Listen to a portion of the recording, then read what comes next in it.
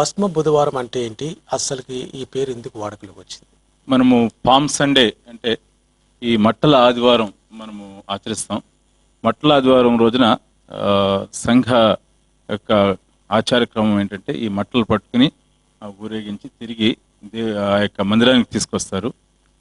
ఏదైతే మట్టల చేత ఆ యొక్క ఆల్టర్ని అలంకరిస్తారో వాటిని వాటిని భద్రపరిచి వాటిని బూడిద చేసి నెక్స్ట్ ఇయర్ కొరకు వాటిని ఉంచుతారు. భస్మ బుధవారం రోజున ఈ పామ్ సండే రోజున ఏదైతే మనము మట్టల్ని మనము ఇది చేస్తామో వాటి బూడిదను రాసుకుంటారు. సో అంటే it is the beginning of the fast. యొక్క ఉపవాసానికి ప్రారంభానికి గుర్తుగా పాత నిబంధన గ్రంథంలో మనం చూస్తూ ఉంటాం. ఉపవాసానికి ఒక చిహ్నం వారు బూడిదలో కూర్చుని వారు గోనె పట్టు కట్టుకుని ఉపవాసం ఉన్నారన్నట్టు దానిని ఆధారంగా చేసుకుని వారు it's a sign of beginning of the fast కొరకు ఈ విధంగా భస్మ బుధవారంగా. సో ఈ భస్మ బుధవారం అంటే ఇది సిలువ వేయడము భస్మముతో ఈ విధంగా చేస్తూ ఉంటారు. దానివల్ల అంటే వారు ఫాస్టింగ్ కి దీక్ష తీసుకున్నట్ల లేకపోతే దీక్ష తీసుకున్నట్టుగా ఆచరిస్తారు. కాన్స్టంటైన్ కాలం వరకు కూడా క్రైస్తవులు పండుగలకు ప్రాధాన్యత ఇవ్వలేదు అనే విషయాన్ని మనం చూస్తున్నాం. సంఘ చరిత్రను మనం చూస్తుంటే కాన్స్టంటైన్ కాలంలో క్రైస్తవ మతం ఒక అధికారపూర్వకమైన రోమ్లో ఒక అధికారపూర్వకమైనటువంటి మతంగా డిక్లేర్ చేయబడ్డది.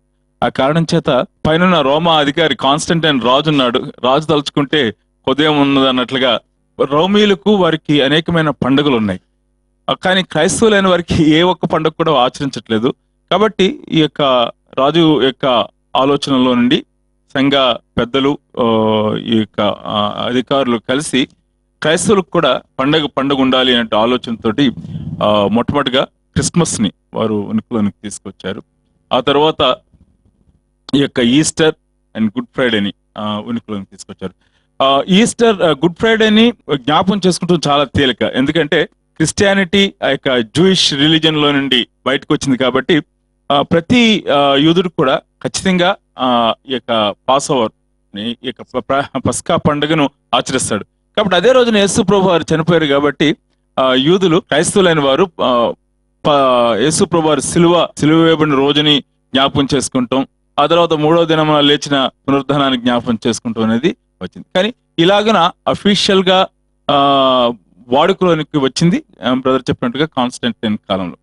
అయితే ఇక్కడ మనం జ్ఞాపకం చేసుకోవాల్సింది ఎందుకు ఈ 40 days నిర్ధారించారు అనే దాని గురించి మనం ఇంకా కూడా చర్చించవలసిన